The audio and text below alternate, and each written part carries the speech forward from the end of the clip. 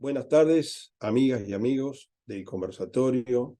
Hoy presentamos al amigo Gustavo Verdecio, que es doctor en literatura latinoamericana por la Universidad de Northwestern y trabaja desde hace 23 años como profesor en la Universidad de Michigan. Autor de La invención del Uruguay, la entrada del territorio y sus habitantes a la cultura occidental. Esta obra tiene edición en inglés y además hay otros libros que ha hecho, otro material que ha hecho incluso junto a otros eh, pensadores. Ha publicado numerosos artículos académicos en revistas especializadas de distintas disciplinas, estudios literarios, arqueología y antropología, y colaboró ocasionalmente en diversos medios periodísticos como los ya desaparecidos El Popular y Postdata y el aún pujante La Diaria. Es hincha de Wander, melómano, cinéfilo desde chiquito, desde pequeño. Muchas gracias, Eduardo. Para mí es un gusto estar acá y, como decía antes, es la primera vez que veo a Susan Lobo, así que muchas gracias por estar presente, Susan. También veo al famoso charrúa Antifa, Martín Delgado Cultelli, de larga prosapia revolucionaria. Veo a Mariela Eva Rodríguez, una persona que tal vez algunos de ustedes la conozcan porque ha trabajado mucho el tema charrúa en el caso de Uruguay, fue de las primeras personas que se ocupó del tema seriamente. Y bueno, y a toda la otra gente que no conozco, pero que espero conocer, les agradezco que dediquen un par de horas de sus vidas a tratar este tema, que en algunos casos será cercano y en otros no tanto a las preocupaciones cotidianas que tienen. Yo no voy a hablar tanto como dijo Silvia, porque me interesaría más que nada hacer una introducción para aquellas personas que no están muy interiorizadas con este tema. También quiero aclarar que, perdón, me olvidé que otra persona que no conozco, pero de la que he oído hablar mucho, es Norma Godoy, pero no sé si sigue, está ahí, sí. Porque es la primera vez que hablo, que voy a estar frente a frente con una charrúa que no es de Uruguay, ¿verdad? De modo que ya hablaremos de que la situación de los charrúas en la Argentina es muy diferente a la de Uruguay, sobre todo en su relación con el Estado, ¿verdad? Hay, en materia de reconocimiento, es una situación muy diferente. Pero ese es otro tema que ella nos va a ayudar, espero, a comentar. Yo espero también que Mariela Rodríguez y que Martín Delgado Cultel y que Susan Lobo me ayuden en el diálogo, en las preguntas y respuestas, a aclarar asuntos de los que ellos saben más que yo.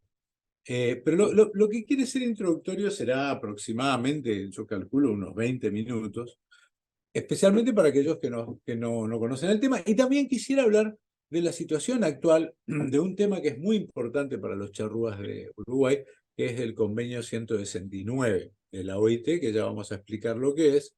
Y también me gustaría hablar del futuro, ¿verdad? ¿Qué viene después? Que viene en el futuro cercano, y yo no soy quien para hablar de eso. Entonces tenemos a Martina aquí, por lo menos, que nos puede ayudar. Uy, veo a Mónica Sanz y la saludo también.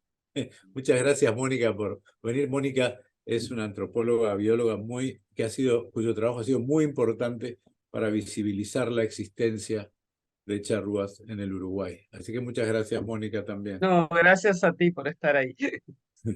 Bueno, de modo que tenemos una... Va a ser muy fácil esta charla porque hay mucha gente que sabe que me va a ayudar. Así que vamos a empezar por aquellos que, en general, los hermanos latinoamericanos creen que Uruguay es un país sin indígenas, y esto se debe fundamentalmente a que las narrativas primero del ejército y después del Estado-Nación uruguayo han forjado esta imagen presentando al Uruguay como a un país europeo, o por lo menos muy europeizado. Algo similar ocurrió en la Argentina durante mucho tiempo, pero ha habido cambios importantes incluso a nivel constitucional en la Argentina, dado que en la Argentina se reconoce que hay varias naciones adentro de la Argentina y que algunas de esas naciones preexisten a la existencia del Estado argentino. Entonces, eso en Uruguay no lo tenemos. Las narrativas de la nación son tan poderosas que la gente, cuando uno primero les menciona que los charrúas de Uruguay o los indígenas de Uruguay hoy, primero se ríen, ¿no?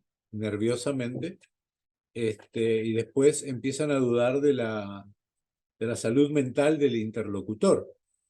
Mariela Rodríguez no me dejará mentir que en contacto con algunos amigos míos en el pasado, gente iluminada de izquierda, ha sido testigo de hecho, incluso Mariela después, si quieren, les puede contar que ella tiene como una especie de cronología de los pasos de la reacción que hay ante el enunciado "hay indígenas en Uruguay". La gente primero se ríe, después se molesta un poco, después no lo puede creer, después se enoja, en fin, hasta que llegan a veces a ciertos comportamientos verbalmente violentos. Esa es la situación del indígena en Uruguay. Se los ha tratado de avivados porque quieren aprovecharse de una legislación que favorece a los pueblos originarios, que no existe en Uruguay, pero sí internacionalmente. Se los ha acusado también de gente con problemas mentales, justamente, que están locos, que son maníacos, que son charrúo-maníacos. Esto ha generado que los apoyos políticos no vinieran por ninguna parte hasta hace muy poco. Es decir, el espectro político uruguayo no tenía ninguna persona, no estoy hablando de sector político, no tenía ningún legislador ni ningún dirigente que entendiera que hubiera charrúas en Uruguay. Esta situación ha cambiado un poco, no mucho, pero ha cambiado un poco. Ya vamos a hablar de ello. Históricamente, entonces, a partir del año 1800 en adelante, e incluso antes, hay esfuerzos tanto por los ejércitos que ocupaban el territorio de lo que es el Uruguay, que eran el ejército español y el ejército portugués, y luego brasileño, para tratar de limitar la movilidad y el accionar de los indígenas que eran de alta movilidad, ¿verdad? Lo que normalmente se llamaba nómades, ¿cierto? Palabra que yo prefiero no usar porque está muy cargada históricamente. Entonces eran grupos que se movían bastante por el territorio, con un alto nivel de conocimiento de ese territorio. Los tratan de reducir en su movimiento y para ello tienen que diezmar sus fuerzas militares, ¿verdad? Las estrategias fueron varias. Hubo gente como Diego Braco que demostró fehacientemente el intento de destruir los vientres, ¿verdad? Las mujeres, o bien, digamos, secuestrándolas, trataron de reducir la capacidad de reproducción de esa sociedad indígena, ¿verdad? También mataron a los varones adultos en calidad de guerreros, ¿no? En condición de guerrear, muchas veces luego de ser derrotados militarmente. En un libro que se llama Con las armas en la mano, Braco demuestra que no todos los charrúas murieron, como decían los informes, con las armas en la mano, sino después de haberles quitado las armas. Este tipo de intento de exterminio se formaliza en 1800 con un ancestro de Jorge Pacheco Areco, que fue el presidente que le abrió las puertas de algún modo a los militares en la dictadura militar en Uruguay.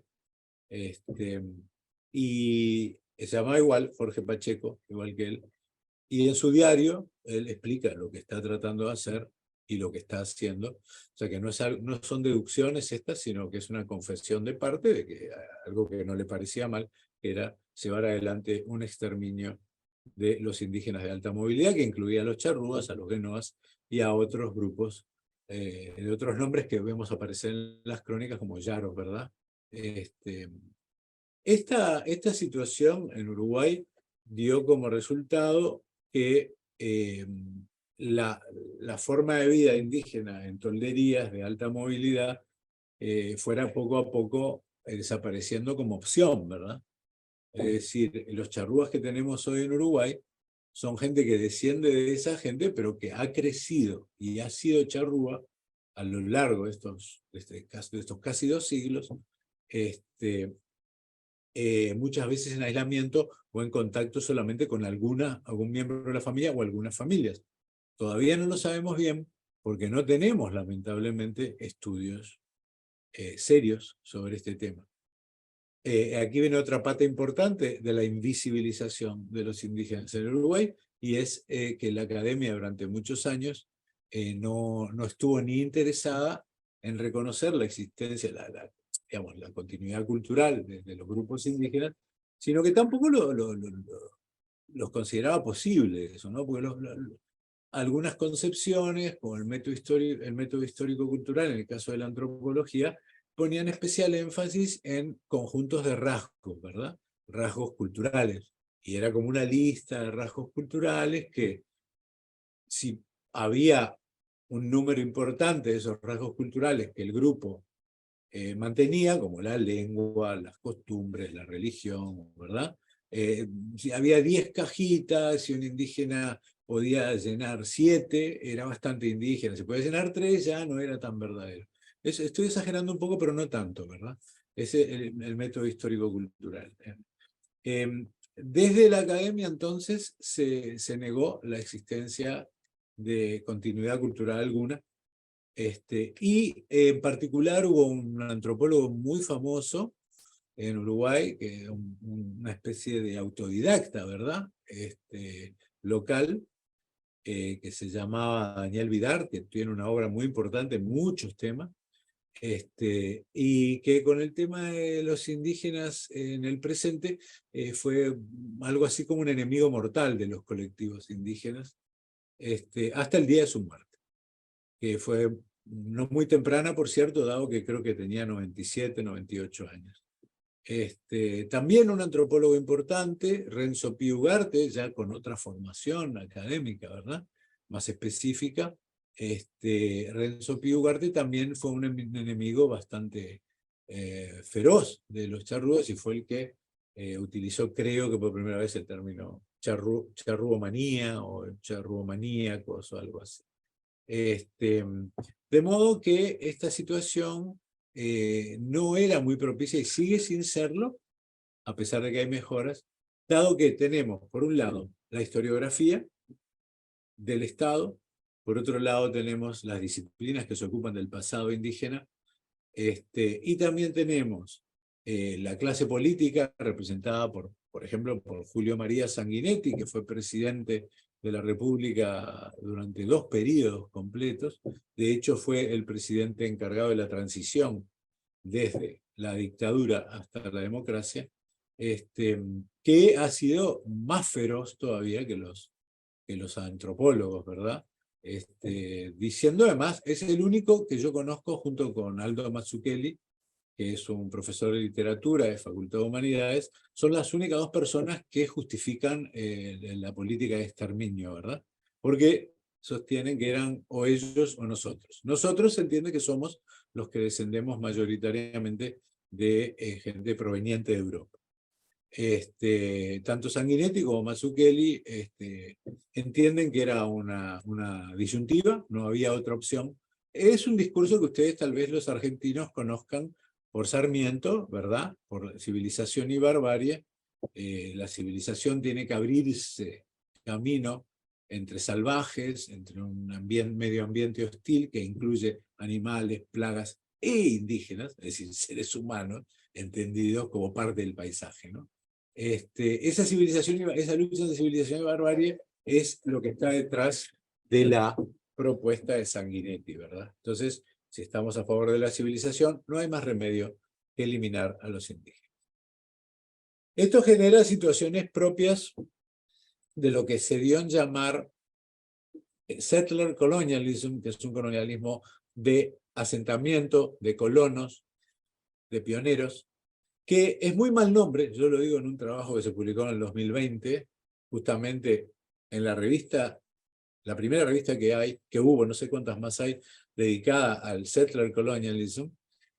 Digo que lamentablemente es un nombre que lleva a confusión, porque hay gente que cree que donde hay colonos hay colonialismo de colonos, y el nombre settler colonialism, o colonialismo de colonos, o de asentamiento, se refiere a uno muy específico, y es el que hubo en Estados Unidos, en Australia, en Nueva Zelanda, en Canadá, en Uruguay, en partes de Argentina y en parte, yo le diría, en parte de la Araucanía chilena.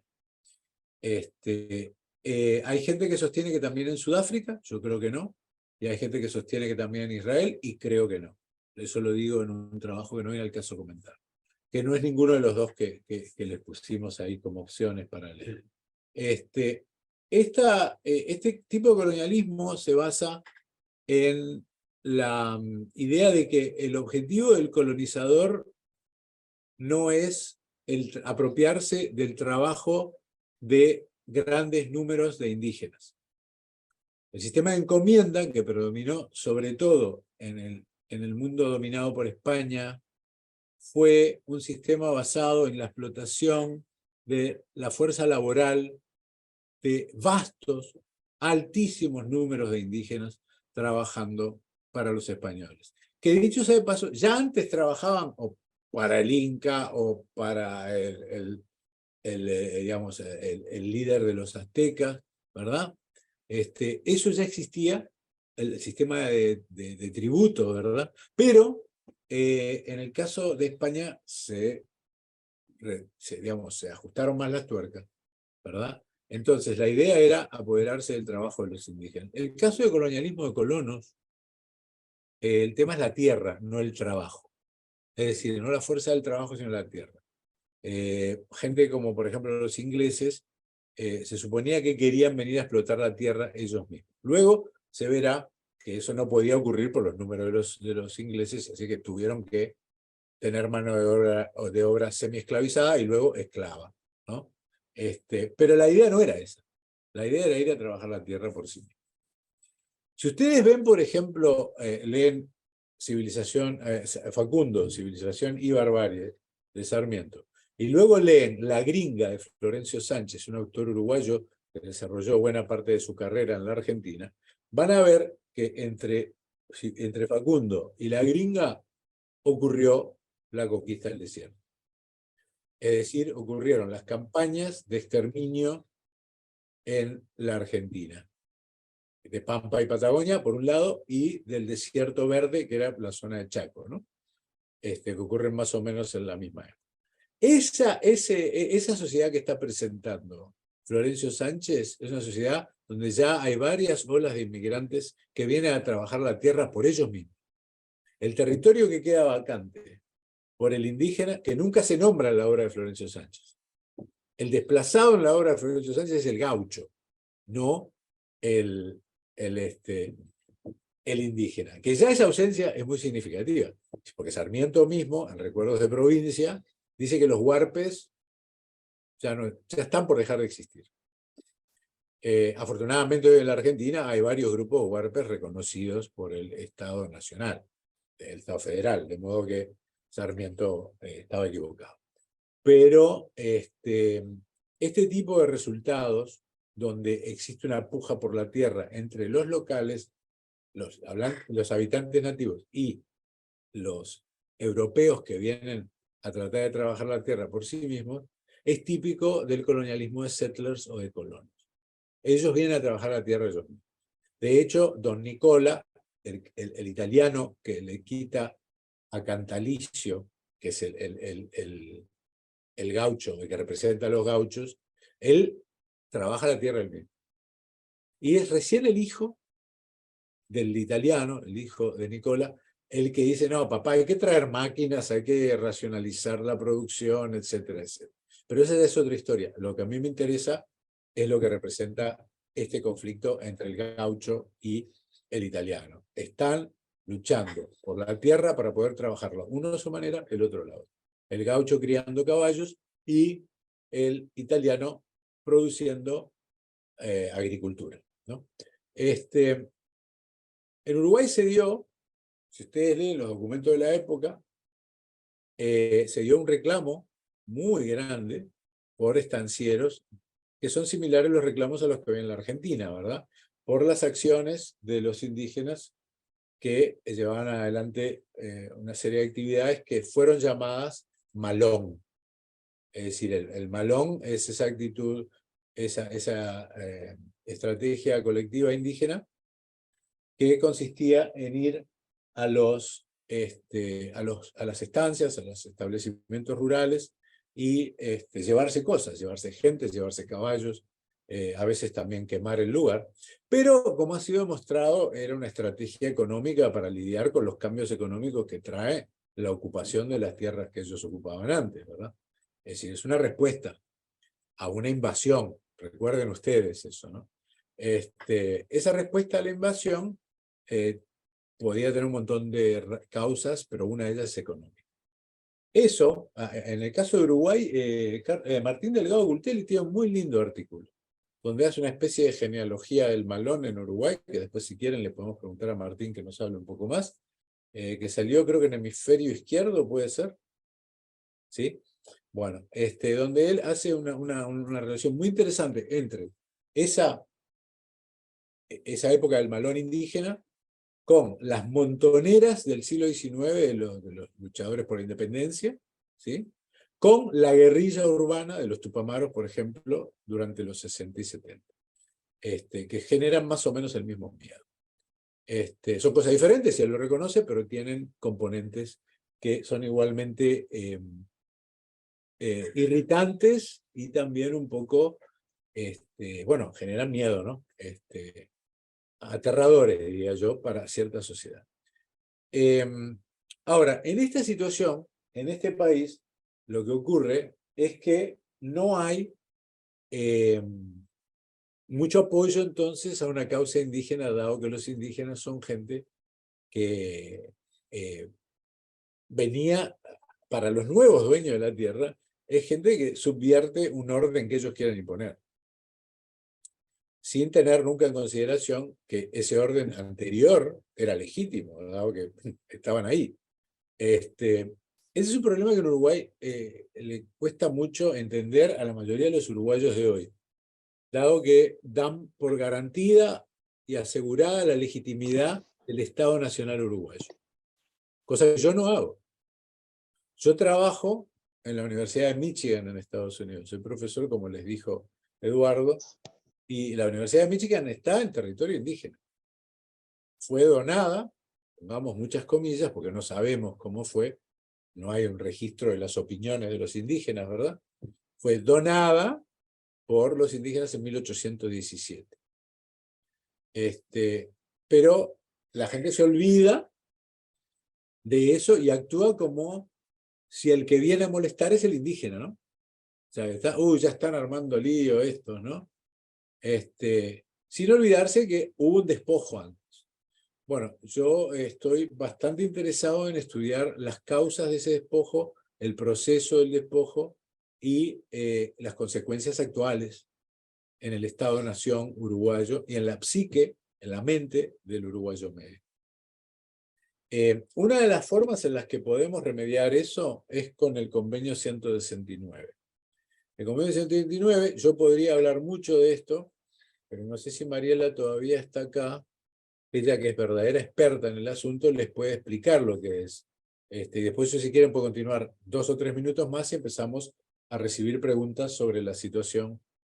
Y por supuesto, también afirmaciones de los referentes indígenas que tenemos hoy acá, que es un lujo, realmente les agradezco mucho que se hayan tomado ese tiempo, ¿no? Así, Mariela, ¿podrías decir algo sobre el convenio? Hola, buenas tardes, buenas noches. Algo como qué, específicamente. ¿Qué es el convenio 169? Que siempre lo explicás muy bien. Bueno, justo hace poco un periodista uruguayo joven me hizo una entrevista el año pasado, en octubre, para sacar una nota sobre justamente el convenio 169 y por qué no se aplicaba en Uruguay. Bueno, es justamente un tratado de derecho internacional que los países que lo ratifican están obligados a cumplirlo, porque es una normativa vinculante, es decir, que el Estado, una vez que lo ratifica, está obligado a cumplirlo. El trámite consiste primero, bueno, en Ginebra, en la Organización Internacional del Trabajo, presentar, digamos, la documentación, y una vez presentada la firma en papel, ¿no? Al año siguiente se pone en vigencia. Este convenio fue ratificado por, no recuerdo ahora exactamente cuántos países, creo que eran 16 de América Latina, y en América del Sur fue ratificado por todos los países, excepto por Surinam y Uruguay.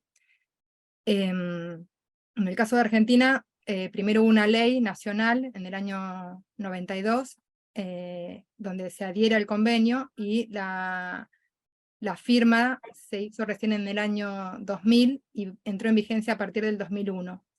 Entre otras normativas, el convenio, bueno, justamente fija ciertas reglas acerca de quiénes son indígenas, ¿no? Cómo se define qué es ser indígena, y cuáles son sus derechos. Entonces, bueno, incluye los derechos territoriales, los derechos cosmológicos, los derechos a recuperar la salud intercultural, la educación intercultural, etc. Y también incluye la cuestión de las tierras aptas y suficientes. El convenio no define qué es territorio, sino que dice que es algo así como el hábitat en el que viven los pueblos indígenas. No hay una definición precisa, justamente porque eso queda ligado a que cada pueblo, cada comunidad pueda dar esa definición.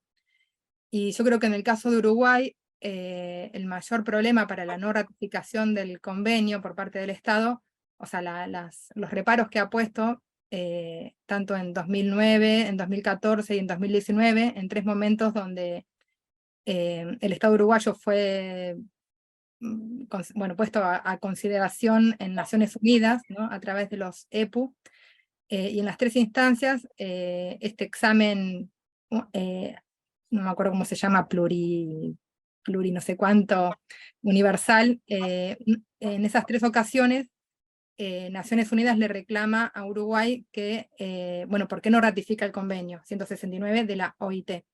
Y en las 3 ocasiones Uruguay responde que no es posible ratificarlo porque la condición de la población indígena en Uruguay no se adecúa a esa normativa.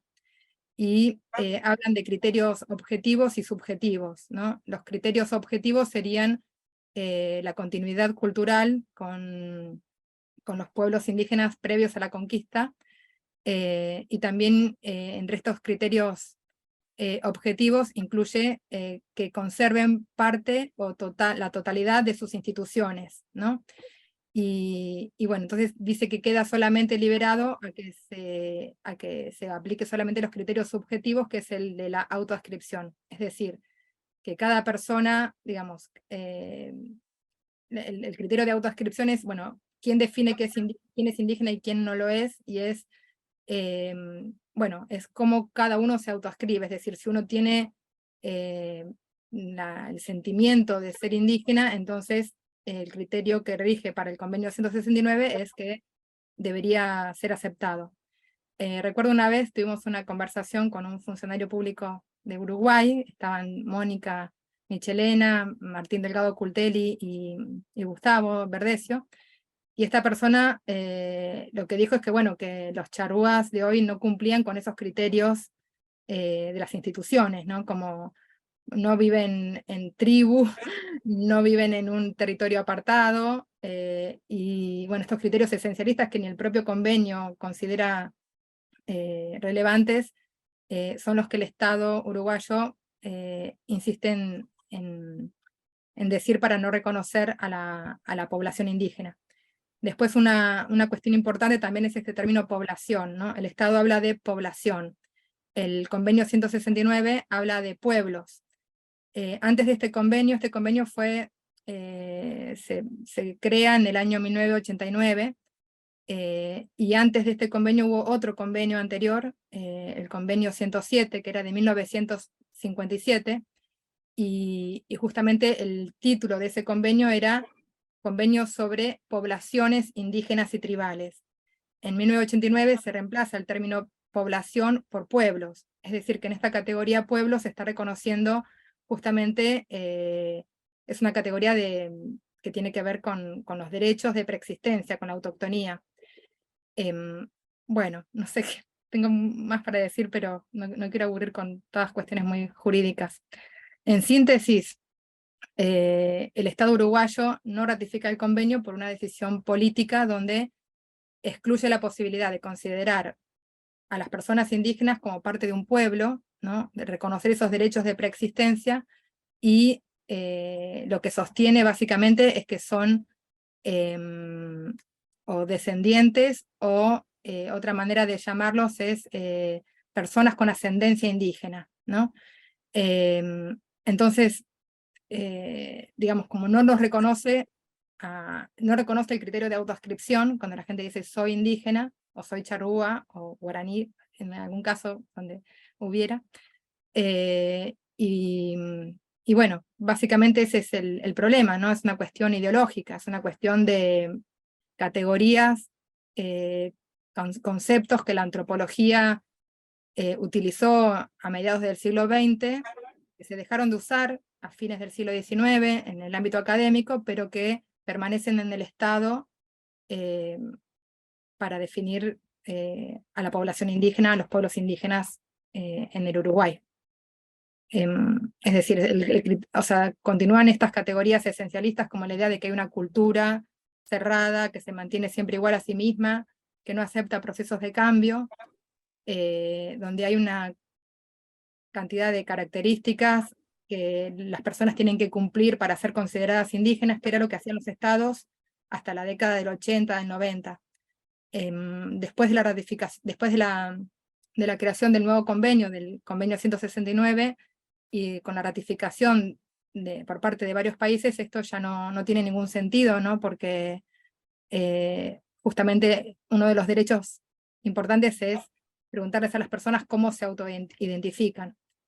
Y después una cuestión también que pasó en esa reunión con este funcionario público de Uruguay, era que decía algo así como que no, como que entonces cualquier persona podría ser indígena, ¿no? O sea, a mí se me ocurre que soy indígena, entonces me autoescribo y ya está.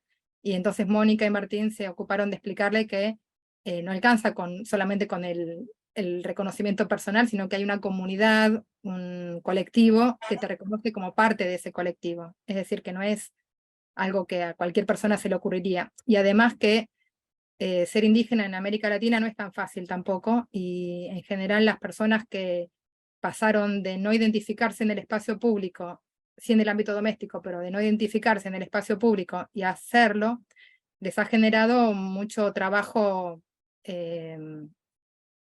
mucho dolor, mucho trabajo de hacerse cargo de la discriminación que han sufrido las generaciones pasadas y de las consecuencias que tienen en el presente. No hay mucho beneficio en considerarse indígena en el presente, más bien es todo un trabajo de una lucha que requiere de mucho poder, de mucha fuerza para poder enfrentar en el espacio público toda la posible discriminación que implica reconocerse como indígena. Bueno, no sé. Bueno, muchas Sí, gracias. seguramente puede explicar más cosas. No, pero está re clarito, creo, ¿no? Excelente, excelente. Bueno, muchas gracias, Mariela. Y otra cosa que también de alguna manera ha revisibilizado la presencia indígena de Uruguay, además de sus luchas, es también la evidencia científica de que ese exterminio del que se habló no fue total, ¿verdad? Sí, los trabajos justamente, Mónica Sanz, que está acá entre nosotros, que fue pionera, ¿verdad?, en este tipo de trabajos, han demostrado que está lejos de haber desaparecido la huella genética charrúa, ¿verdad? No sé, Mónica, si querés decir alguna cosita, aunque sea cortita, lo que vos te parezca sobre esto, aunque sea, yo sé que resumir el trabajo de 25, 30 años de Más trabajo. que resumir, en realidad yo me estaba guardando una pregunta porque hoy día este tema en clase siempre surge lo mismo. O sea, ¿por qué autorreconocerse o autoidentificarse como indígena? Ya no te digo ni siquiera como charrúa, cuando todos tenemos ancestrías múltiples. Entonces, cuando hablamos del tema ancestría, y yo digo en clase, bueno, por lo menos un tercio de la población uruguaya, seguramente más, tiene un ancestro indígena, hasta ahí todo bien. Incluso conozco mucha gente que se ha hecho vuelta genético, o me dice, pero ¿te parece que yo tengo que decir que tengo ancestros indígenas y a mí en realidad me dio un 3%? Digo, pero ¿tenés algo más además del 3%? Sí, era una historia familiar. Bueno, si tenés la historia familiar y te da un 3%, evidentemente sí. 3% es un tatarabuelo o una generación atrás de un tatarabuelo, ¿verdad? El tema es la autoascripción, y ese es el tema, porque una cosa es decir, hay enorme cantidad, pues estamos hablando de más de un tercio de la población uruguaya, en algunos lugares más y en otros menos, que sabemos, y eso es confirmado, ancestría indígena, porque no hay, claro, de mezclas que pueden venir desde el siglo XVI, porque sabemos que los primeros conquistadores ya tenían relaciones con cuanta mujer podían. Entonces, bueno, esos embarazos, seguramente algunos con cierta voluntarios y otros no voluntarios, vendrían desde el inicio de la conquista. Y esos niños después ya tienen ADN indígena, que no se va a perder o se va a perder y va a quedar en porcentaje muy bajo.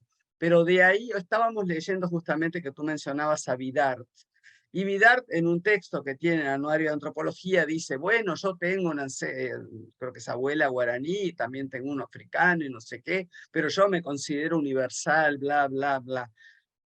Y reniega de justamente de lo indígena, o sea, reniega no de tener un tanto por ciento indígena, sino de denominarse a sí mismo indígena. Y ese es el salto que cuesta, me cuesta hacerlo entender, porque tal vez yo no lo tenga demasiado claro, pero no. Una cosa es decir, yo tengo tanto por ciento de vasco, de gallego, de italiano y de indígena, que eso, hay mucha gente que creo que este censo, además el de este año, va a aumentar enormemente la cantidad de gente que diga eso, ¿verdad? Que entre todas sus ancestrías tiene la indígena, porque hay todo un movimiento.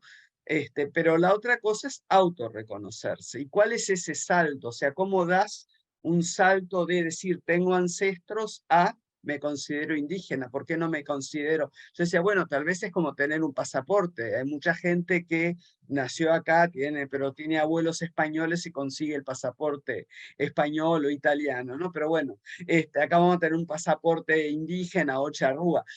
Pero digo, eso es lo que me cuesta explicar. O sea, ¿por qué hay gente que se autoascribe indígena cuando todos sabemos que todos tenemos diversos? Porque digo, yo puedo saber, no en mi caso, pero digo, que sí, que en la familia se conservó tal y cual tradición, o determinado té, o cataplasma, o la presentación a la luna, pero es una, dos, tres cosas.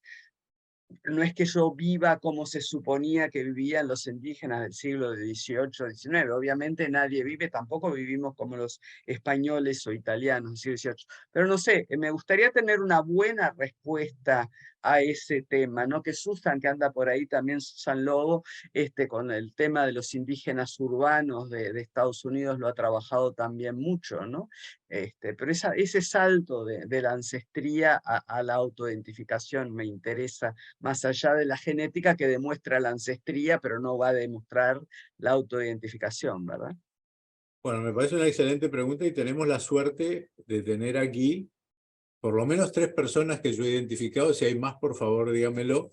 Tenemos 3 charrúas acá. Así que yo creo que Ana María Barbosa, está Martín Delgado Cultelli y está también Norma Godoy. Si A quisieran... Oscar Núñez, que acaba de mandar. Núñez, que no lo vi.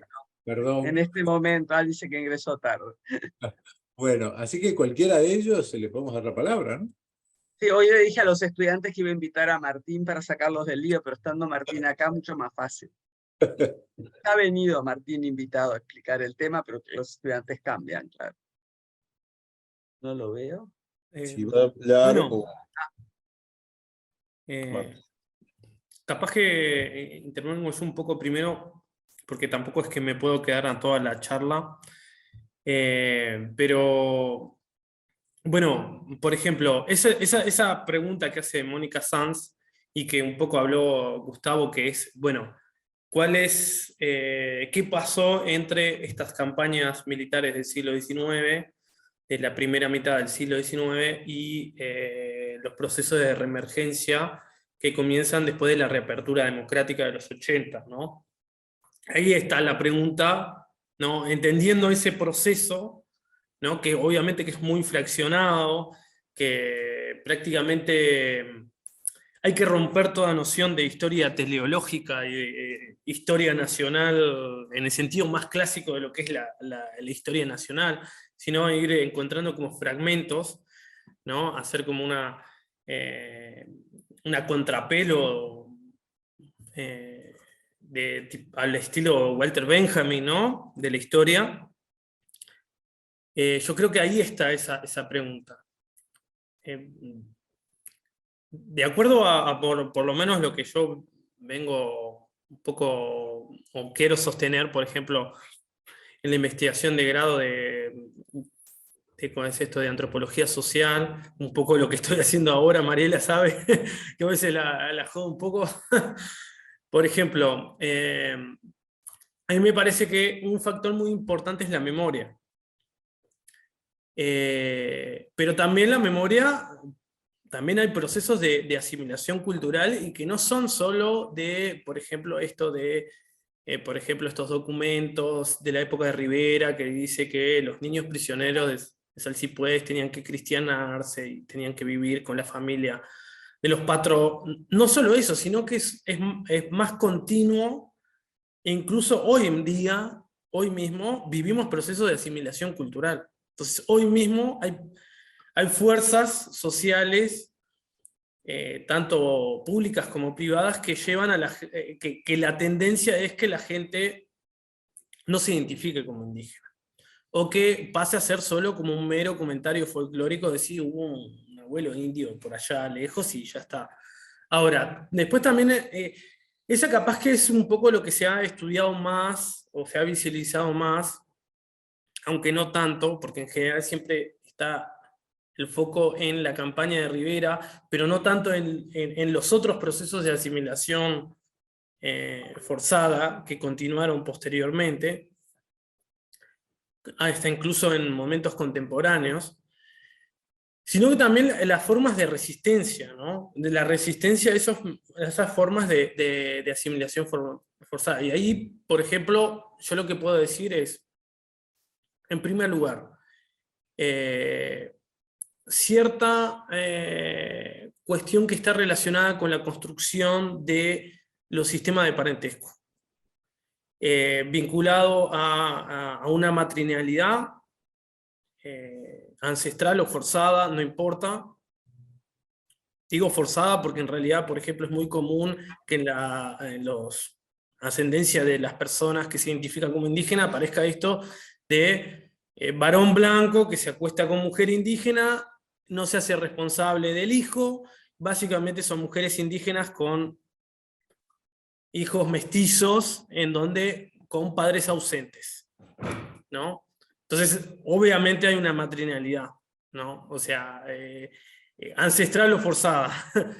Pero bueno, una construcción de una transmisión, ¿no? Bajo sistema de parentesco, al mismo tiempo esta matrilinealidad vinculada con, yo diría, relaciones de compadrazgo, o sea, por ejemplo, esto de poder identificar a otra persona que también es, como la reidentifico, como un chalá o un hermano, o alguien del mismo núcleo, y por ejemplo, mando al hijo a que trabaje con esa persona, o que lo cuide un tiempo, o que le enseñe ciertas cosas. Entonces, hay como una construcción comunitaria muy micro, muy basada en unidades familiares pequeñas, pero hay como una relación recíproca y de compadrazgo, ¿no? Y después, bueno, más recientemente, que eso es el cambio que sucede en los 80, que es la adopción bueno, primero, la ruptura de los procesos de la sociedad hiperintegradora construida por el vallismo, ¿no? Que eso empieza a romperse en los 60, y bueno, ya la dictadura militar es como lo desgrana más. Y bueno, también está a la adopción esto de elementos de agencia social que vienen de formaciones políticas, formaciones sindicales, ¿no? O sea, pensemos un poco del Uruguay de la lucha de la reapertura democrática, ¿no? Con y que en realidad es como una transposición de esos elementos, pero algo que no es la clásica lucha política y social del Uruguay en términos políticos y sindicales, ¿no? Y ahí es que surge el tema de la idea de las organizaciones, las comunidades, ¿no? Asociaciones culturales, de distintos tipos que van cambiando con el nombre, la idea de los clanes y las comunidades, ¿no? Más recientemente.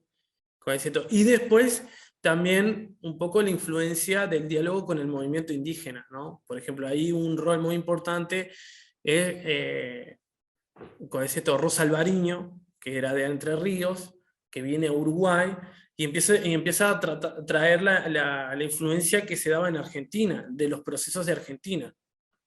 Y el diálogo entre el movimiento que se estaba gestando en Uruguay con el movimiento charrúa de Argentina y el movimiento indígena en general de Argentina. Entonces, yo creo que hay un poco de esas cuestiones. Y también esto, una memoria en el sentido de, por ejemplo, hablar de estas campañas militares para la gente indígena, no es solo un hecho histórico del pasado, es como la explicación de toda una serie de violencias que vive diariamente. La explicación de la violencia que vive diariamente es, bueno, es que existió un Salsipués. Entonces es memoria, no es un hecho histórico para la gente, ¿no? Y también ahí hay otra pregunta, ¿no? Por ejemplo, yo creo que también una de las negaciones tiene que ver, por un lado,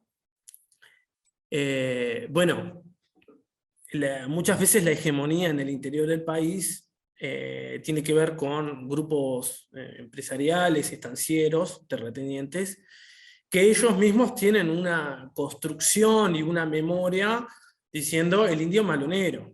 Estos eran los salvajes y fue necesario combatirlos para pacificar el mundo rural.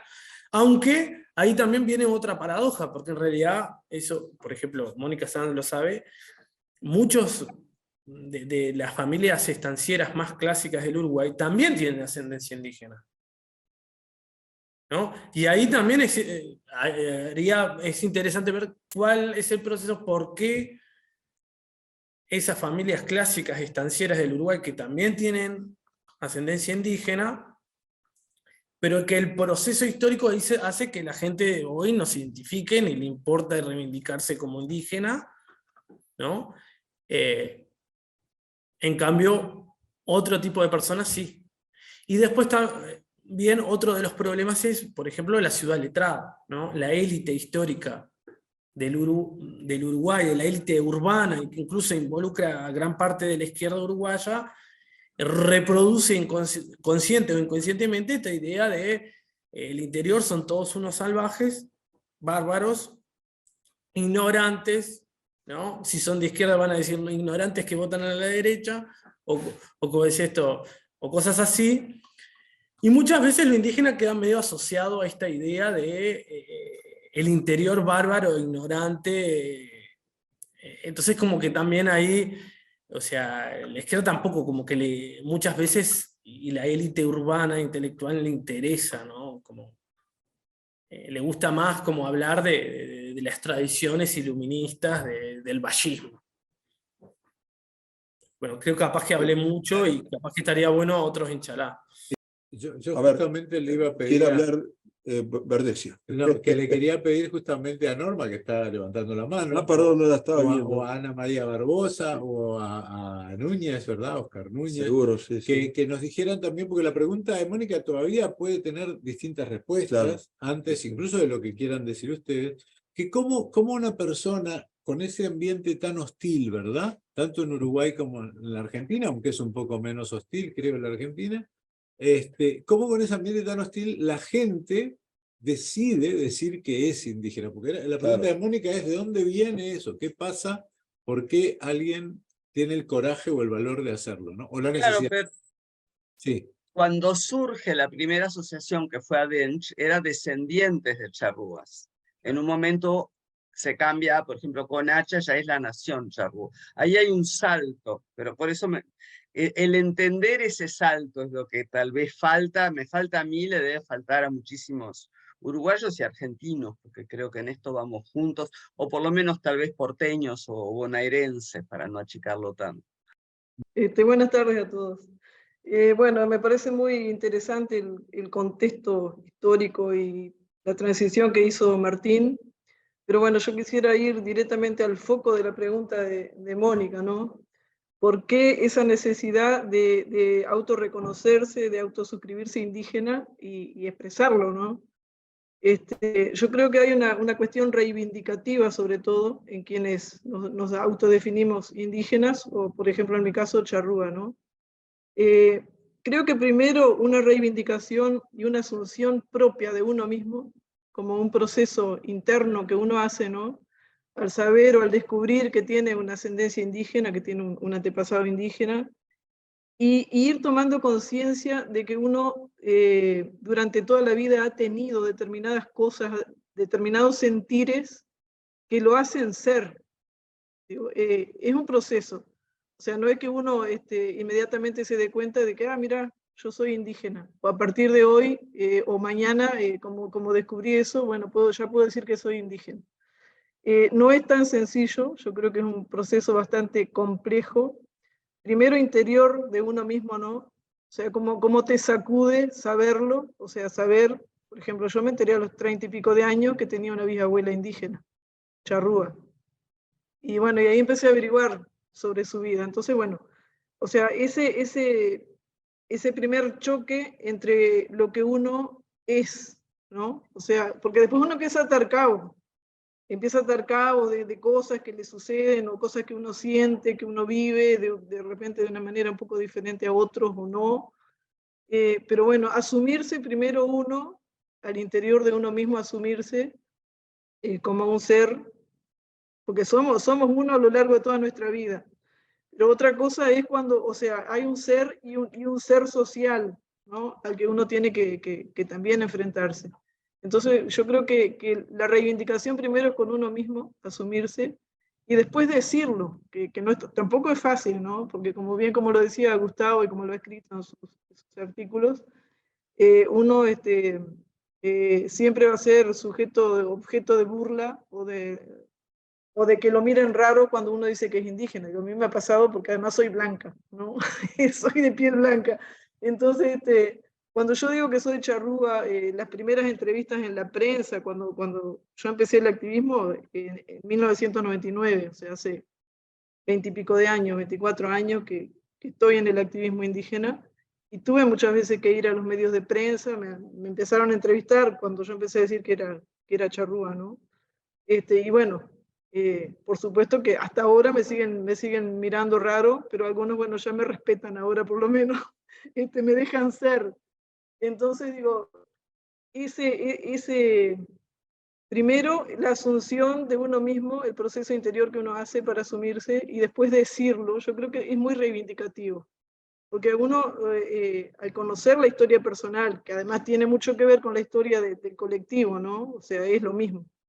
Entonces uno siente la necesidad de decirlo por una cuestión de justicia histórica, de justicia social, de justicia de derechos, de la necesidad de que otros sepan que si uno se asume, de repente otros se animan a asumirse también, ¿no? Y de que en grupo, o sea, lo colectivo, que viene mucho del mundo indígena, de la cosmovisión indígena, que a uno lo hace sentirse también parte de un colectivo y de ser, o sea, el derecho a ser. Nosotros tenemos compañeros, hermanos, hermanas que dicen, yo no necesito autoidentificarme porque soy lo que soy desde siempre. Y no lo tienen que decir porque lo sienten. Otros hemos tenido que hacer un proceso. Yo soy consciente que cuando empecé con todo esto, yo era como indigenista, ¿no? O sea, empezaba a reivindicar derechos, justicia social, histórica, todo eso que dije desde afuera, sin sentirme tan involucrada, sino como la necesidad de reivindicar derechos que le correspondían a aquel pueblo del pasado, ¿no? Del pasado histórico sobre todo. Pero después me fui dando cuenta que somos un presente, que tenemos que ser el presente, ¿no? Porque hay una continuidad después de los intentos de exterminio. Y empezamos también los uruguayos, sobre todo, empezamos a hermanarnos con el resto de América, ¿no? También, digo, somos un país que está bastante de espalda a América Latina.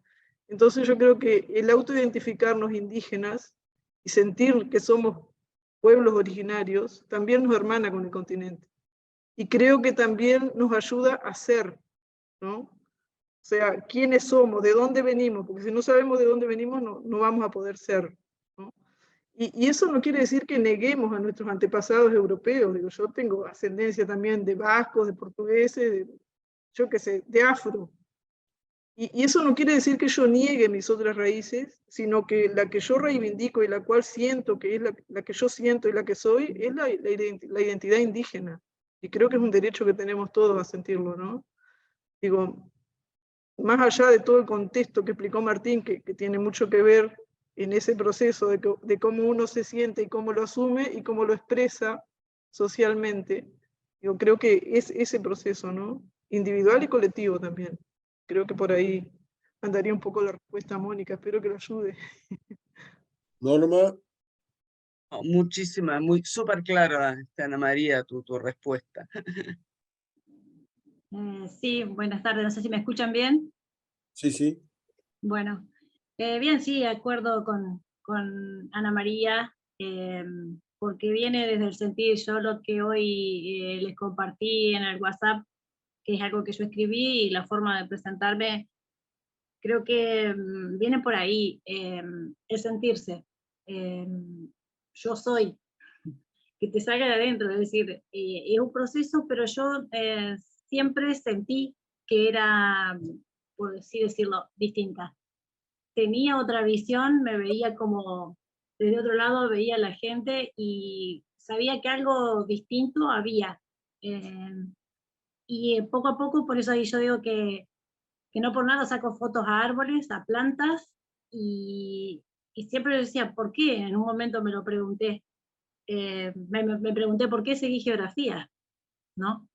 Y bueno, entonces yo algo sabía de la familia, de que teníamos una ascendencia, pero bueno, fue algo que quedó. Y bueno, en un momento me encuentro con 2 o 3 personas que estaban dentro de una de las comunidades, y entonces le digo, yo sé que soy de un pueblo indígena, que yo vengo de un pueblo indígena, que lo siento. Y entonces me dice, ¿y cómo sabes? Bueno, yo, un familiar de una prima de mi mamá, había hecho una investigación, y me dice, ¿y quién es esa persona? Me dice a quien yo le digo. Y dice, y bueno, es María Elena Moreira. Entonces me dice, ella es charrúa. Bueno, yo soy charrúa ese día. Es algo que uno lo siente, que lo ve, vos trabajás, vos estás, y siempre hay algo que, pues sí, esto es así, esto tiene que ser así cuando escuchás a otra persona, cuando interactúas con otras personas.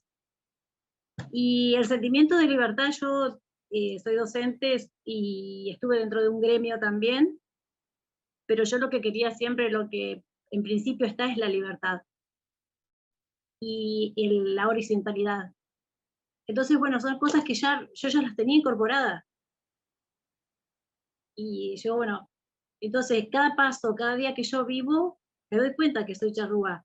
No necesitaba buscar un análisis, que si viene y está bien, no reniego de eso, pero sé que soy. Es algo que se siente.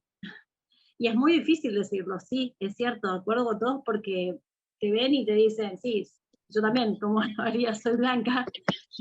Nada más que los pómulos quizás me ayudan un poco, pero tampoco eso tiene que ver. Y sé que tampoco no reniego de también tengo sangre europea, y creo que también por mi abuelo Godoy, también creo que tengo sangre afro, pero bueno, lo que yo siento es que soy charrúa.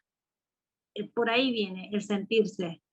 Y creo que nosotros decir, bueno, ¿por qué sos charrúa? No hay charrúas en Argentina, no existen, tampoco lo niegan ahí también, o sea, también se niegan en el Uruguay. Y claro, si hubo un genocidio y estamos dispersos, fuimos dispersados por un genocidio, y estábamos, los que pudieron salvarse continuaron estando ahí. Y bueno, yo hoy estoy acá, yo soy hoy charrúa porque algunos lograron poder sobrevivir a aquellos ataques. Y bueno, eso es lo que me parece que el vivir la cosmovisión, y cuando uno habla, cuando uno actúa reivindicando algo, ahí está presente la cosmovisión y lo que uno es. También creo que nosotros pueblos como Charrúa, por ejemplo, que hubo un intento de exterminio, hemos perdido un poco el tiempo en querer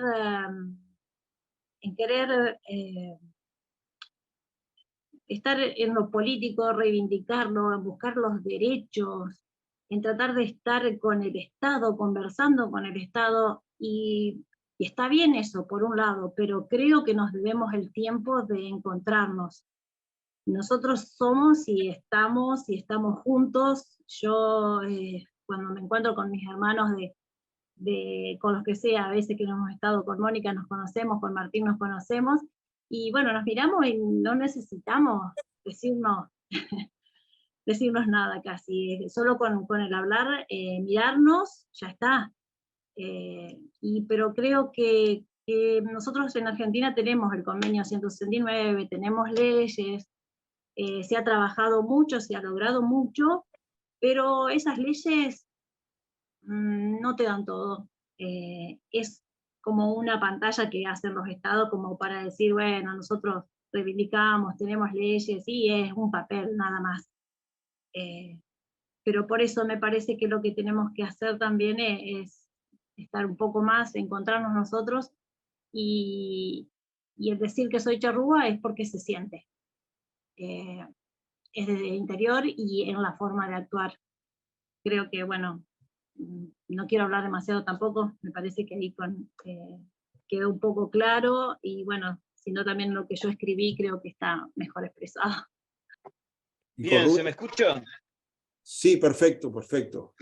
Bueno, muchísimas gracias primero por la invitación y bueno, el saludo a los presentes, muchas gracias nuevamente a los disertantes, muy ilustrativa e informativa la charla. Nosotros somos voceros de Clan Guaitacé Charrúa. Nuestra organización se define como charrúa, o sea, a más de una organización indígena, se define como organización charrúa. Tenemos nuestra sede física, digamos, aquí en el municipio de Villa Tambores, departamento de Paysandú, estamos sobre el límite de Tacuarembó. Nosotros hemos pasado, creo, por un sinfín de procesos, ¿no? Desde el proceso de la colonización, antes la invasión, la colonización, un proceso político, social, cultural, que todo va como cariando, ¿no? Como carcomiendo, ¿no? De a poco lo que es la esencia de nuestro pueblo nativo, ¿no?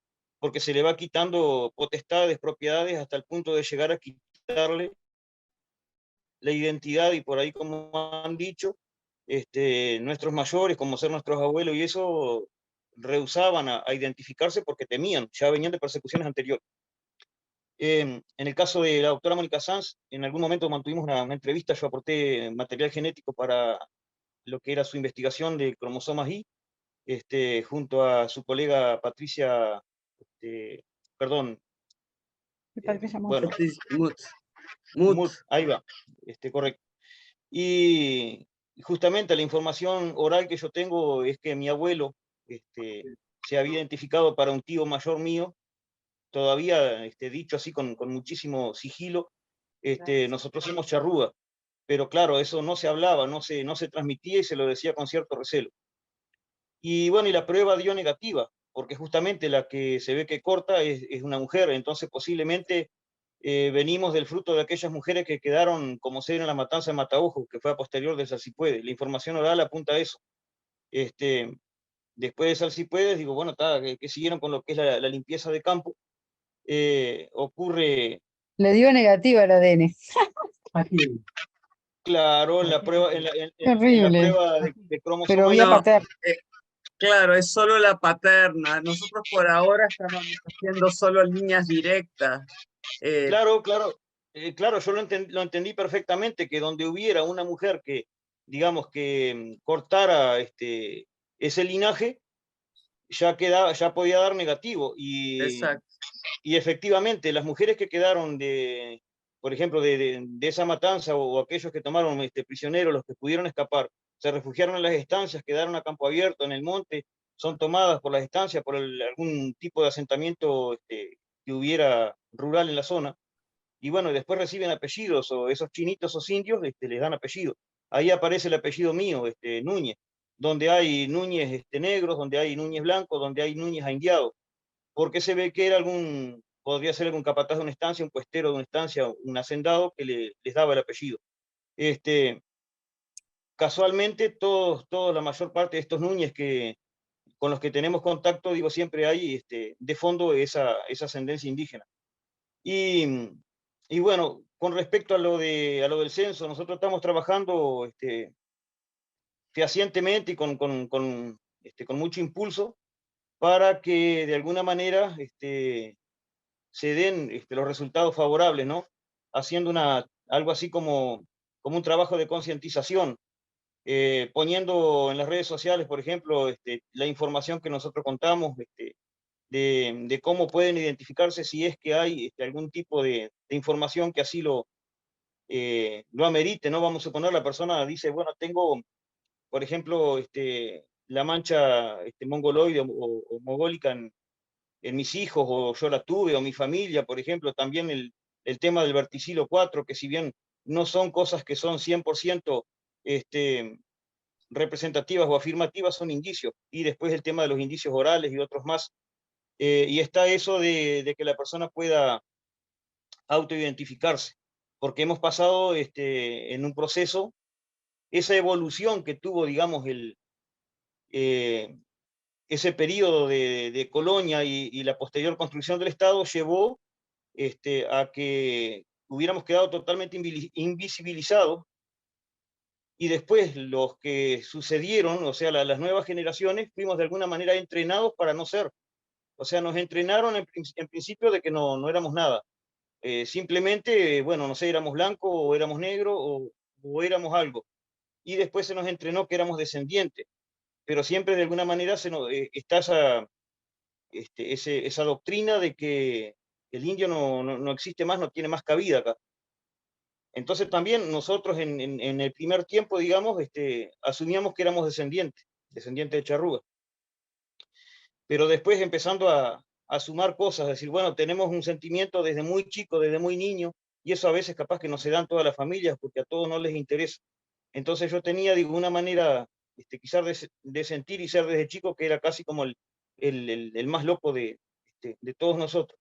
Y bueno, entonces dije, no, yo me encuentro con una realidad que es esta, y yo elijo ser esto y me identifico con esto. Si bien también tengo ascendencia europea, por supuesto, también tengo ascendencia afro, por un tatarabuelo, no reniego de ellas, las reconozco, pero al mismo tiempo digo, elijo ser esto, que es mi identidad como indígena, como charrúa.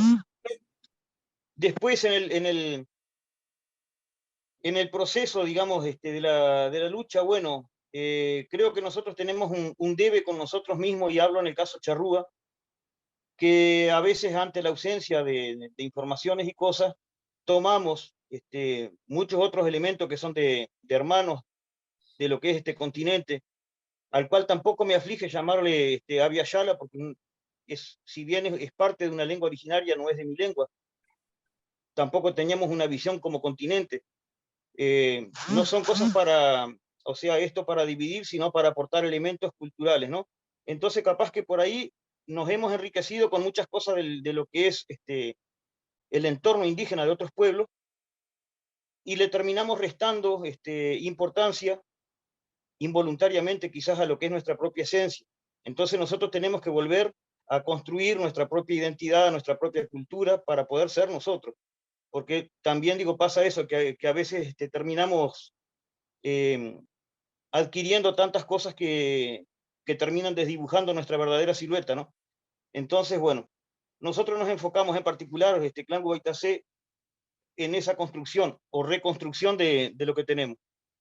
Trabajar con nuestras memorias, que tenemos bastante, nuestras memorias familiares, nuestros aportes, también la parte histórica, porque hay que hurgar, hay que buscar material, en hacer una investigación lo más genuina posible en cuanto a la lengua, entender algunas cosas que eran las clasificaciones y rótulos que los aportó el conquistador, donde se dijo estos son guenoa, estos son bojanes, estos son minuanes, pero todos eran charrúas, porque la lengua, si la estudiamos minuciosamente, es la misma lengua, nada más que era anotada por diferentes personas, como por ejemplo lo que anota Damas Antonio Larrañaga en una de sus anotaciones, que dice que es lengua chaná, pero bueno, quizás incurrió en un error interpretativo más adelante Salvador Frau, que era un español, pero que estaba en Argentina muchísimos años, estudió y correspondía a la misma lengua que hablaban los bojanes enfrente al lugar de donde estaba Santo Domingo Soriano.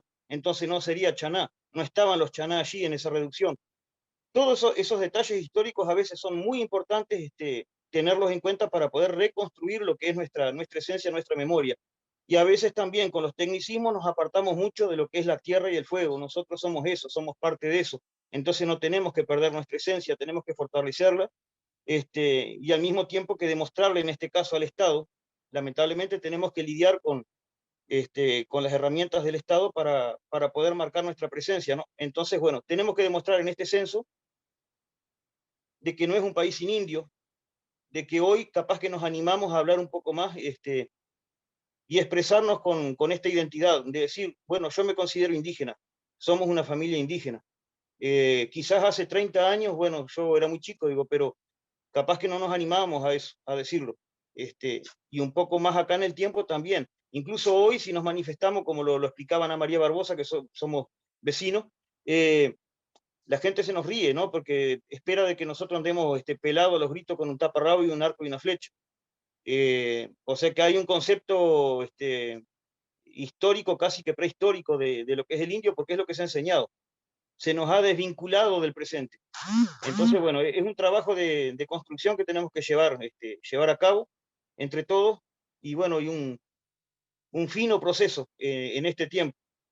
Bueno, muchísimas gracias por la participación, como ya lo había señalado.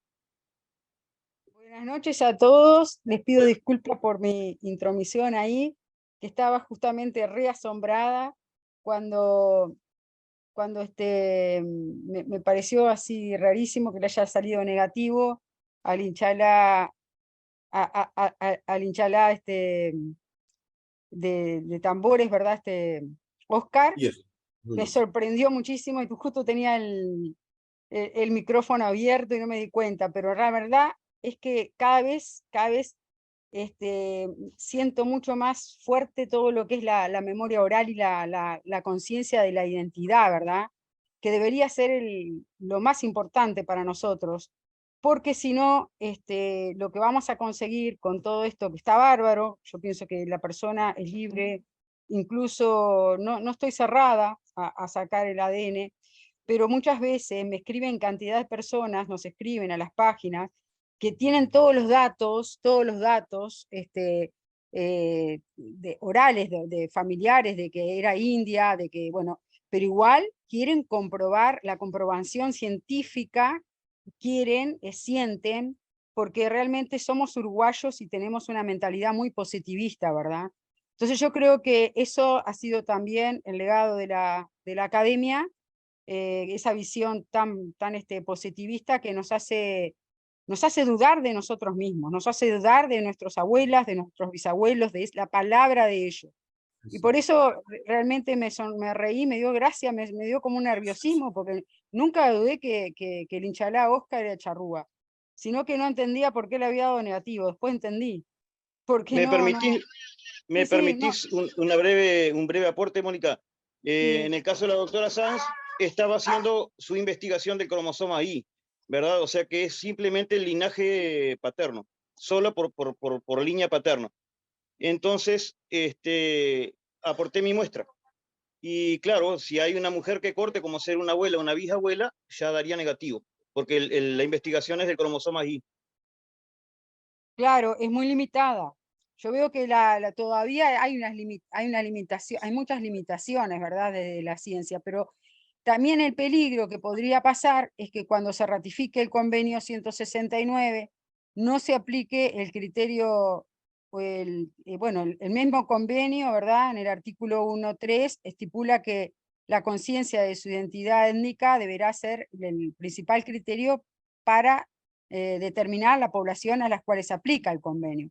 Pero Uruguay hace caso omiso de este artículo, ¿verdad? Y se basa principalmente en, bueno, en la demostración, ¿no?, científica, y es así que la academia misma nos dice eso. Cuando en el 2005 ganó el Frente Amplio, todavía no existía el CONACHA, y desde mi comunidad charrúa, Bajo Inchalá, fuimos a hablar con la diputada, bueno, que es maestra, ahora se me borró el nombre, con una diputada que había hablado en el Parlamento, justamente cuando se inició, cuando se abrieron las cámaras, ¿no?, la diputados en febrero, y había hablado muy bien del aporte histórico en la gesta artiguista de nuestros ancestros charrúas. Era maestra, no me acuerdo ahora el nombre, pero Nora Castro, ¿puede ser? Nora Castro, justamente. Fuimos 6 integrantes de Bajo de hablar con ella, y ella nos recibió muy bien en su escritorio, y nos dijo lo siguiente: ustedes vayan con los antropólogos. Si los antropólogos los reconocen, nosotros también. Si no, no podemos hacer nada. Y ahí comenzamos ese largo, como dijo Oscar, ese largo caminar, ese largo proceso de empezar a dialogar dentro de la Facultad de Humanidades, ¿no? Aclaro que valoro muchísimo el trabajo de Mónica Sanz, el trabajo de todo esto que han venido haciendo durante tantos años y que también nosotros tomamos, ¿no? Pero el peligro es ese, que un día el Estado nos pida el ADN para ver si somos beneficiarios del convenio, ¿verdad?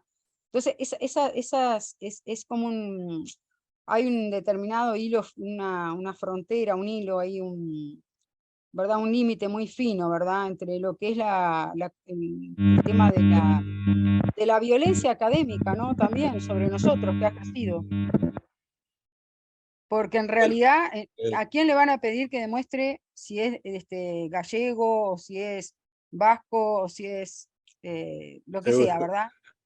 Pero a nosotros sí. Entonces yo creo que hay una violencia también ahí muy fuerte desde el propio Estado, y bueno, la academia es justamente es parte es una de las voces que tiene el Estado, ¿no?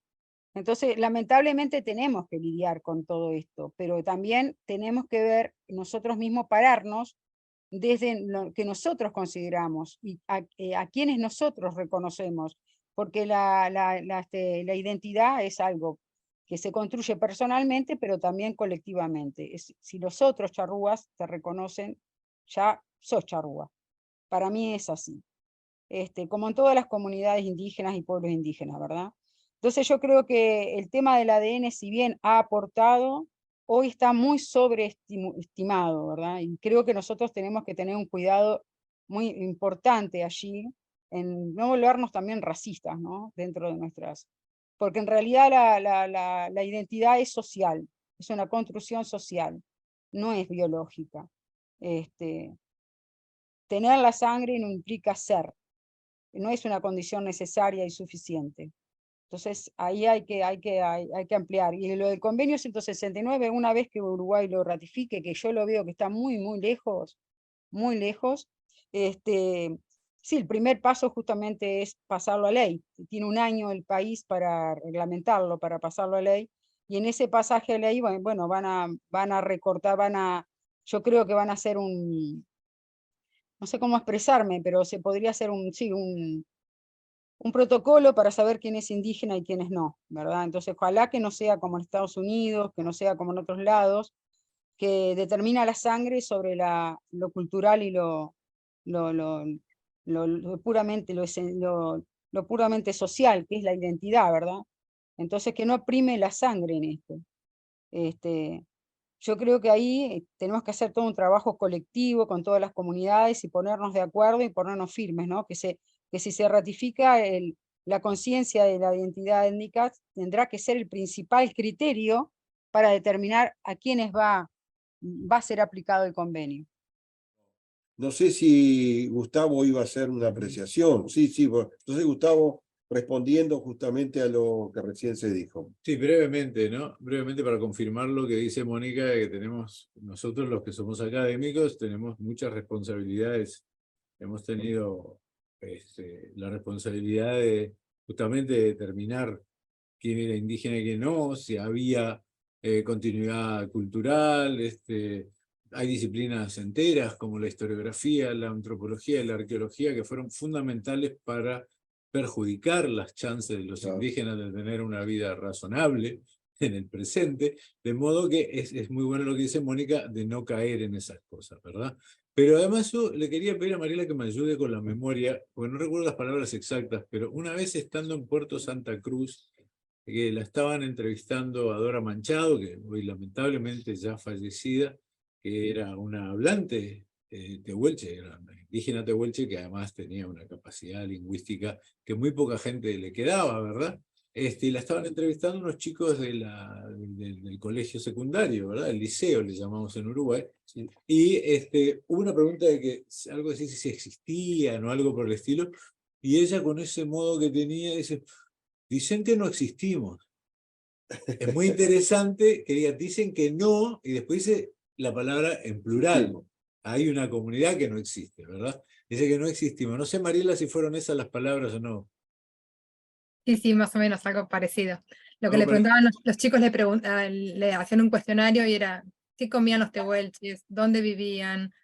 No sé, cómo eran sus casas. Entonces, en un momento les dije, chicos, pero Dora está acá, vive, come, se viste. O sea, como, bueno, y un tema que parece interesante ver, que muchas veces en estudios arqueológicos que plantean la discontinuidad, ¿no? La discontinuidad entre el pasado y el presente, esto que mencionó en algún momento alguien acá, no sé si fue Martín o Oscar, pero como que están, tanto digo, desde la antropología social en el pasado, y desde la arqueología, incluso a veces hasta el presente, ¿no? Que hay posiciones que plantean la discontinuidad de las personas que están en el presente con estos restos arqueológicos que están estudiando. Entonces, bueno, es como, o sea, básicamente el problema es un problema ideológico, es un problema, no es un problema teórico o un problema, bueno, tiene que ver con los conceptos que se usan en ese sentido, podría ser un problema teórico, pero es ideológico por estar adhiriendo a conceptos muy anticuados que quedaron, digamos, que provenían de la antropología y que quedaron en el sentido común y en el sentido de los estados también, ¿no? Como que muchas veces los criterios que se usan son cuestiones de hace 60 o 70 años atrás que han sido desacreditados. ¿Y por qué fueron desacreditados? Bueno, porque hubo también una ampliación de derechos, ¿no? Cuando hablamos del convenio 169, estamos hablando de eso, o sea, ¿por qué la autoascripción? La pregunta que hacía Mónica Sanz.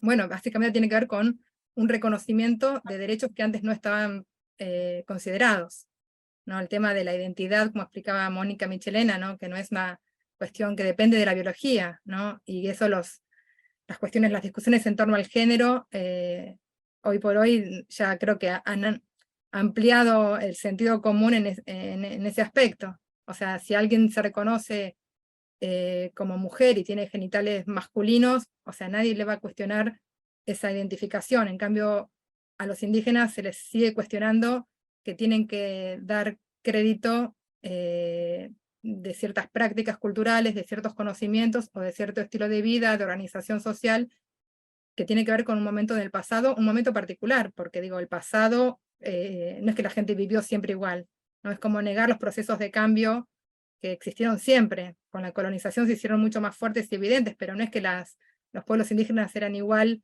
en el siglo XVI o en el siglo XII o en el X, ¿no? Pensando en términos occidentales. O sea, hubo estos procesos de cambio que han existido siempre.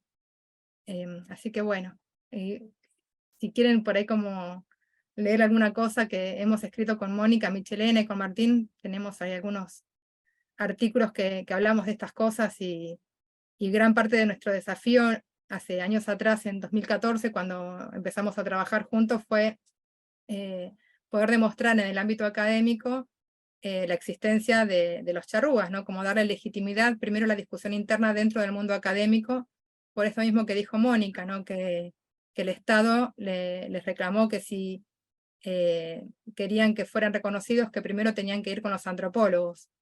Bueno, antropólogos y antropólogas, y como en Uruguay no había mucho predisposición en el ámbito de la antropología ni de las ciencias sociales en general para el reconocimiento de los pueblos indígenas, bueno, el primer trabajo fue ese, una sensibilización dentro del ámbito académico, porque lamentablemente tiene poder sobre el ámbito estatal, ¿no? Al día de hoy. Bueno. Sobre la pregunta de Rubén, después del convenio 169, ¿qué? Bueno, primero que nada, destacar la importancia que tiene el convenio 169 como un instrumento jurídico internacional vinculante, ¿no? Que ya explicó hoy Mariela, la importancia que tiene.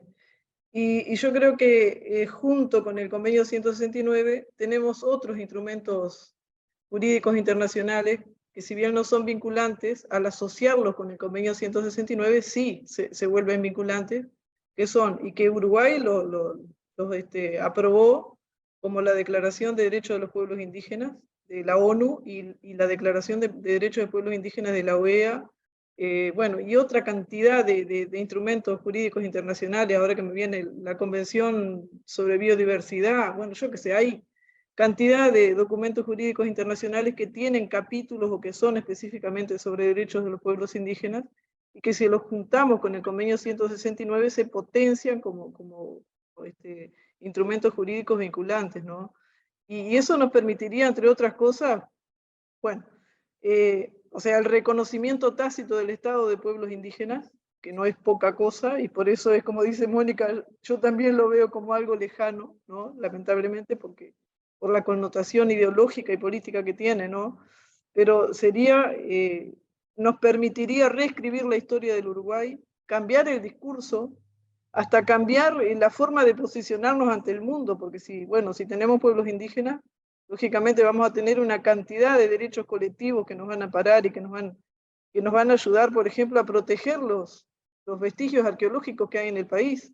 Nosotros vemos con dolor que día a día se destruyen cairnes, túmulos de piedra, cerritos de indio que tienen valiosa información, ¿no? Sobre el pasado de nuestros pueblos originarios, y cuando buscamos en los instrumentos jurídicos no tenemos de qué agarrarnos para decir que hay que protegerlos, que no pueden depender de la voluntad de los propietarios de los campos, que son privados, donde están todas estas cosas, ¿no? Entonces digo, sería un elemento jurídico pero fortísimo, que nos permitiría, ya les digo, hasta cambiar la mentalidad de nosotros, ¿no? Del pueblo uruguayo en general. Y además el papel del Estado como un actor tan importante. Para nuestro país el Estado es como lo máximo, ¿no? Por la forma en cómo se ha dado la formación del Estado, o sea, un Estado de derechos desde el principio del siglo, con muchos avances en lo que tiene que ver con lo social, y que va rezagado en estos temas, ¿no? Entonces, que el Estado lo asuma, casi que para el uruguayo es lo máximo, ¿no?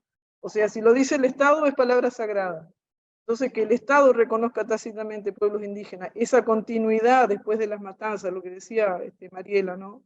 Esa continuidad de que no hubo un corte, sino que lo que hubo fue un corte de la transmisión cultural, pero aún así la transmisión cultural siguió puertas adentro de cada casa y de cada familia, ¿no? Y que ahora resurge. Entonces, digo, nos permitiría todo eso, sería fantástico. Pero bueno, yo también lo veo un poco difícil el proceso. Vamos a ver qué pasa. Mariela. Sí, no, solamente una acotación a lo que recién conversaba Ana María, y sobre la pregunta de qué viene después de la ratificación del convenio, y después viene la lucha para que se aplique, ¿no? El principal problema, digamos, en los países que ratificaron el convenio es que no se aplica, y particularmente, uno de los derechos principales, además de la autodescripción, que es lo que nos está convocando acá, es el tema de la consulta previa, libre e informada, y el consentimiento libre e informado en obras de infraestructura y demás, en temas que atañen a los pueblos indígenas.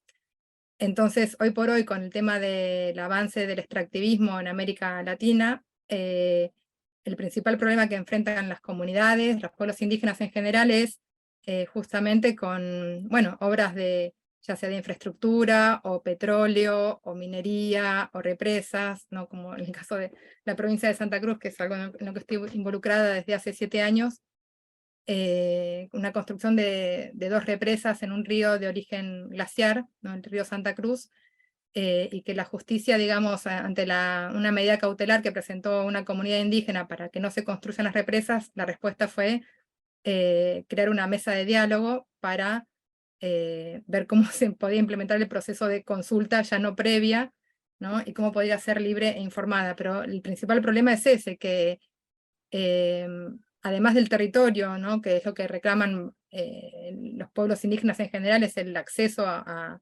recuperar parte de su territorio ancestral.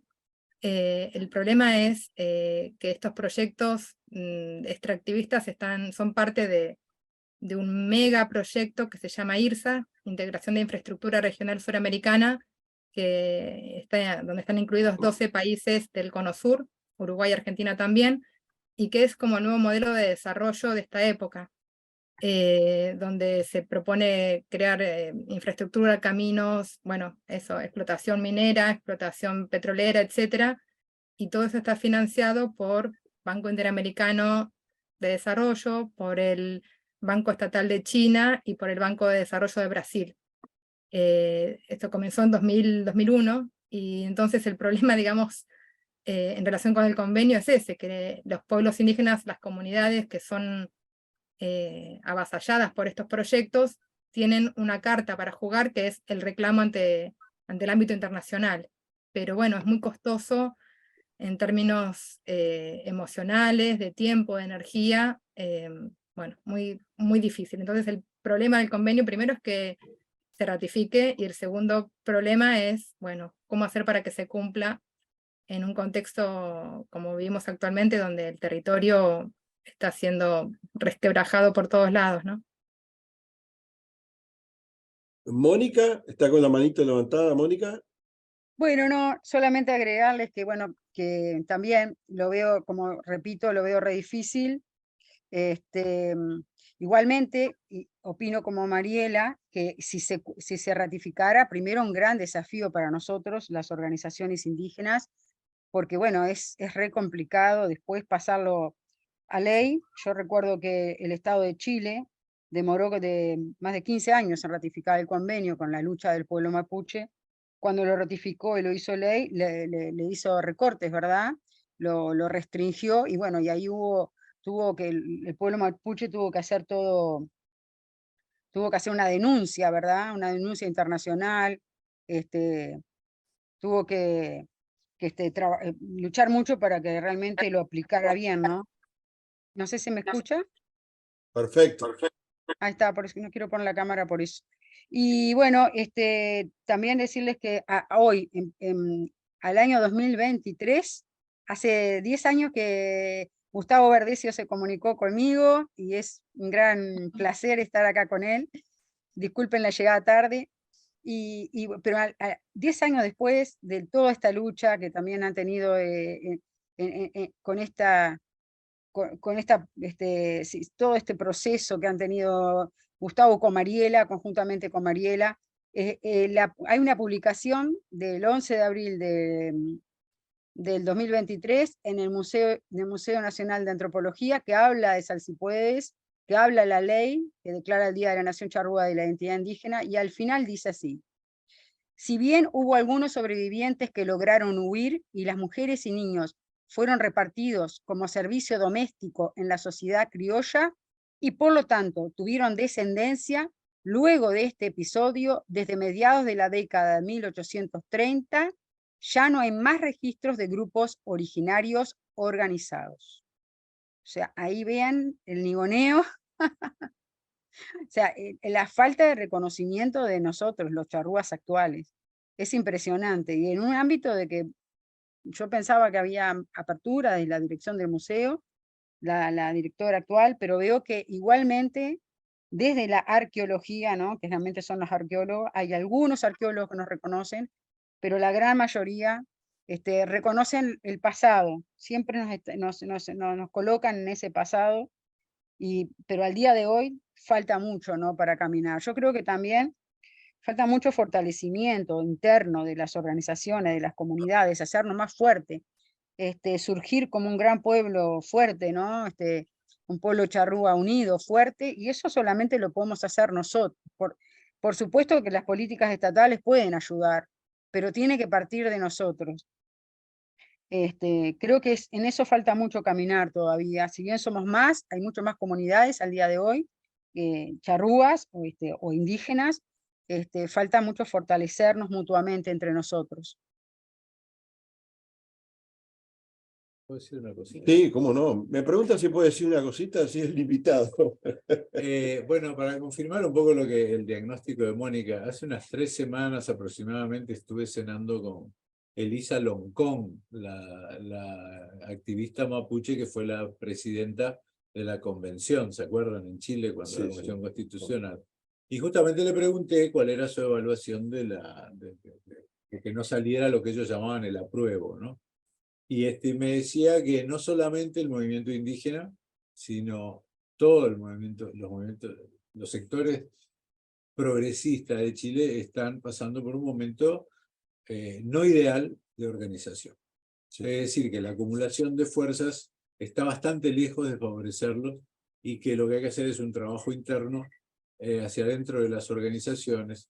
Y me sorprendió muchísimo una cosa que me dijo, y no me debería haber sorprendido porque justamente las sociedades cambian. Los indígenas, los no indígenas, toda la sociedad, hasta los extraterrestres deben de cambiar. Entonces la cuestión es que todos sabemos que, o los que hemos estudiado la historia del pueblo mapuche, sabemos que una de las grandes fortalezas de ese pueblo siempre fue la autonomía de las cabezas de dirección, ¿verdad? Había instancias de coordinación, por supuesto, los famosos parlamentos, por ejemplo, pero una de las cosas que me dijo, lo que pasa es que no tenemos un movimiento unificado. Yo me quedé como diciendo, pará un poco, vos nunca fuiste unificada, pero evidentemente, ¿quién soy yo para meterme en las internas de los mapuches? Además era la opinión de una persona que representa cierto sector, ¿verdad? Pero fue muy interesante. Mónica se ríe porque capaz que la conoce, Elisa, supongo que, no sé si capaz que hablo lo mismo con ella, pero la cuestión es que esta señora, que no es ninguna tonta, se imaginarán, es una persona que tiene una trayectoria impecable y es una persona muy influyente, estaba justamente reclamando más organización, más unificación, etc. Es muy interesante, ¿no? Yo iba a hacer uso de la palabra, pero la voy a suspender para agradecerle al amigo Gustavo todos sus conocimientos, su investigación, que la volcó en una síntesis fenomenal. Agradecerle a todas quienes han participado. No quiero nombrar a uno para no dejar de nombrar a otro, yo qué sé. Yo fui muy hábil, porque me rodeé de gente, te dije que invitara gente que sabe más que yo. Seguro. Y al final el amigo Gustavo fue el que empezó a dar la palabra. Y yo